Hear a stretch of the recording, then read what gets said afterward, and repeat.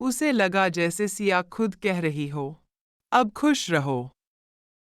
उस रात आरव देर तक सो नहीं पाया।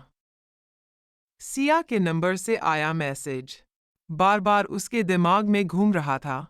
अब आगे बढ़ने का समय आ गया है। आरव खिड़की के पास खड़ा आसमान देख रहा था।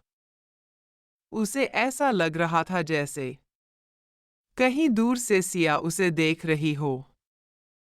अगले दिन वह फिर उसी पुराने पुल पर गया।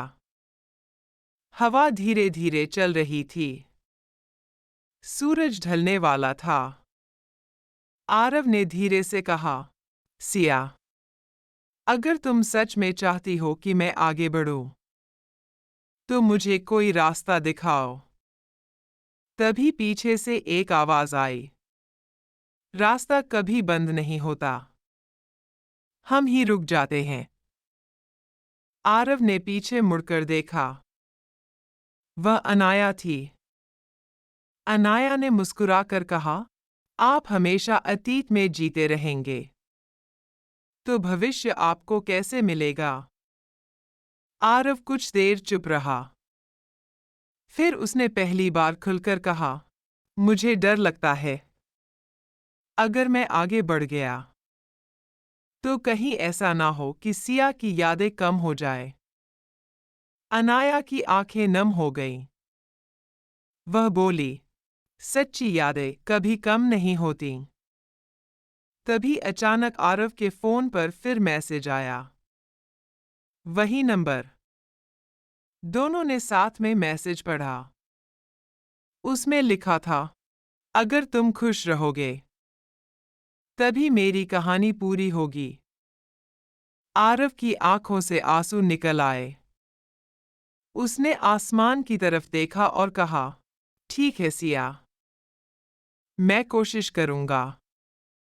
उस दिन के बाद पहली बार आरव ने अपने दिल का दरवाज़ा फिर से खोलने की कोशिश की, क्योंकि उसे समझ आ गया था, सच्चा प्यार हमें रोने के लिए नहीं, जीने के लिए मिलता है। उस दिन के बाद आरव की जिंदगी धीरे धीरे बदलने लगी। वह अब भी सिया को याद करता था, लेकिन अब उसकी यादों में सिर्फ दर्द नहीं था, अब उन यादों में मुस्कान भी थी। अनाया अक्सर आरव से मिलने आती। दोनों घंटों बातें करते।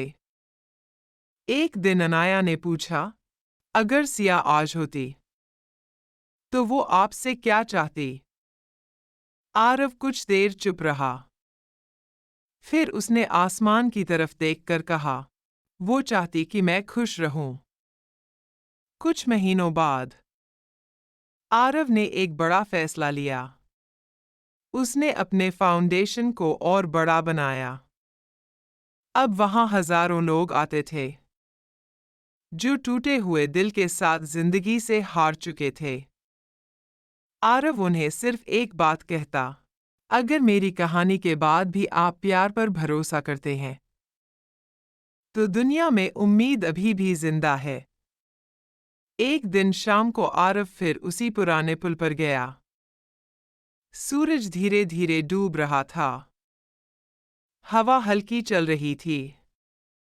आरव ने मुस्कुराकर कहा, सिया, तुम्हारी कहानी अब लाखों लोगों की ताकत बन चुकी है। तभी उसके फोन में एक आखिरी मैसेज आया। वही नंबर। आरव के हाथ हल्के से कांपे। उसने मैसेज खोला। उसमें लिखा था, अब मेरी चिंता मत करो, तुमने अपना वादा पूरा कर दिया है। मैसेज पढ़ते ही फोन की स्क्रीन काली हो गई, और उस नंबर से कभी कोई मैसेज नहीं आया। आरव समझ गया, यह सच में आखिरी मैसेज था। उसने आसमान की तरफ देखकर मुस्कुराते हुए कहा, धन्यवाद सिया, तुमने मुझे सिखाया कि प्यार सिर्फ पाने का नाम नहीं, कभी कभी छोड़कर भी प्यार किया जाता है। उसी समय अनाया वहां आ गई। आरव ने उसकी तरफ देखा।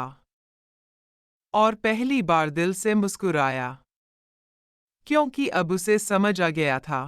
कुछ लोग हमारी कहानी की शुरुआत होते हैं और कुछ लोग हमारी नई कहानी बन जाते हैं। आसमान में सूरज पूरी तरह ढल चुका था, लेकिन आरव की जिंदगी में एक नई सुबह शुरू हो चुकी थी। अगर आप और ऐसी वीडियो चाहते हैं तो हमारे चैनल को सब्सक्राइब और लाइक करें।